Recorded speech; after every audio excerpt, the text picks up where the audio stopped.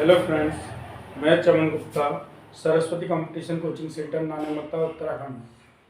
तो आज हम हिंदी के क्रम में आगे पढ़ेंगे, जो कि संज्ञा के बारे में पढ़ेंगे।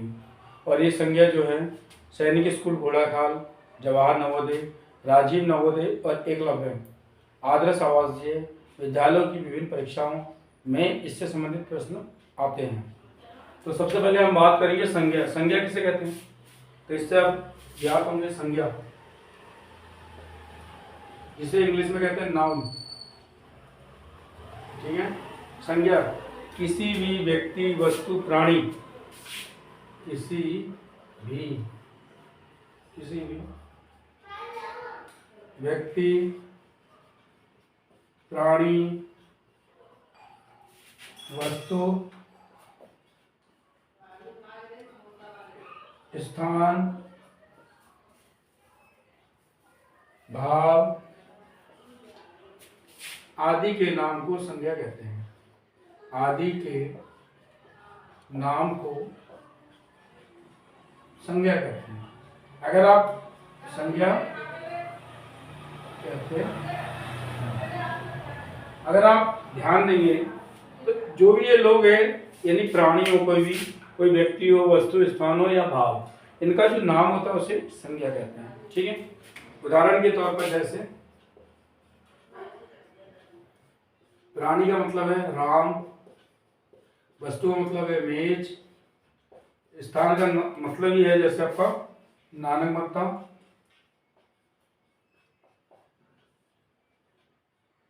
ठीक है, भाव अच्छा बुरा, छोटा बड़ा, मीठा खट्टा, ठीक है, आदि। इनका जो भी नाम है इसे हम संज्ञा कहते हैं। तो इसी क्रम में बात करिए संज्ञा के प्रकार। नंबर पहला आ गया संज्ञा, नंबर 2 आ गया संज्ञा के भेद या संज्ञा के प्रकार।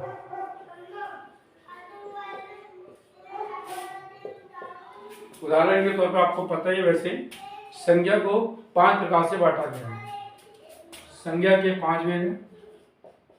संज्ञा के 5 भेद हैं। तो सबसे पहले आता है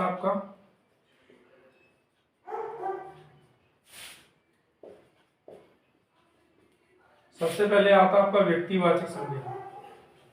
व्यक्तिवाचक संज्ञा। दूसरा आता है जातिवाचक संज्ञा।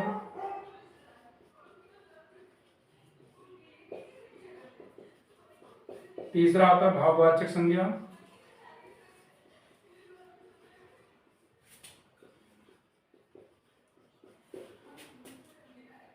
चौथा आता है द्रव्यवाचक संज्ञा। और 5वां आता है समूहवाचक संज्ञा। समूहवाचक संज्ञा। तो इस प्रकार इन 5 संज्ञाओं का हम अध्ययन करेंगे। तो हम पहला अध्ययन करेंगे व्यक्तिवाचक संज्ञा। व्यक्तिवाचक संज्ञा किसे कहते हैं?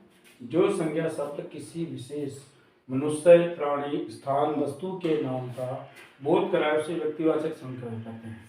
व्यक्तिवाचक संज्ञा मतलब है सिंगल होगी, ठीक है, व्यक्ति विशेष के लिए है।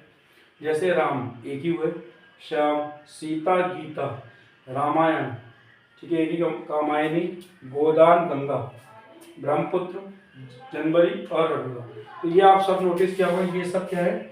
सिंगल है, इनकी कोई अधिकांश नहीं है। अब नेक्स्ट है दूसरा व्यक्तिवाचक संज्ञा।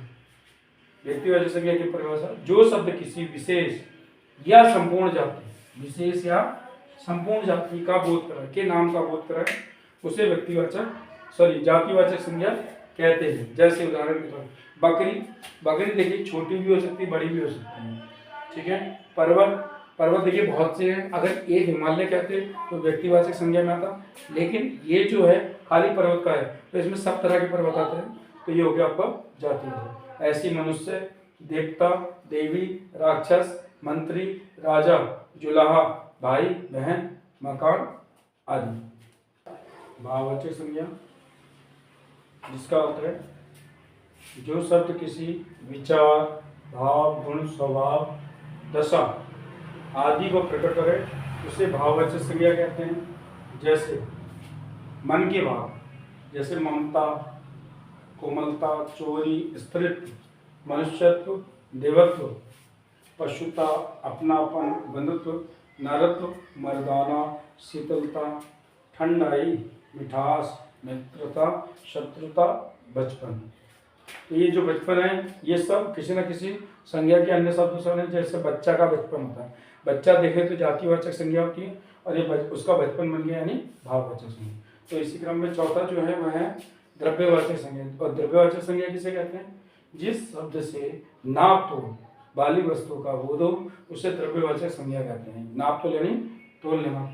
जैसे सोना हो गया, दूध हो गया, तेल हो गया, शराब होगी, सोना, ठीक है, सोना, चांदी, पारा, लोहा, तांबा, कांसा, पानी। तो ये आत्म जो है वह है समूहवाचक संज्ञा, यानी जो शब्द एक को ना बताकर समूह या पूरे समुदाय का बोध कराए उसे समूहवाचक संज्ञा कहते हैं।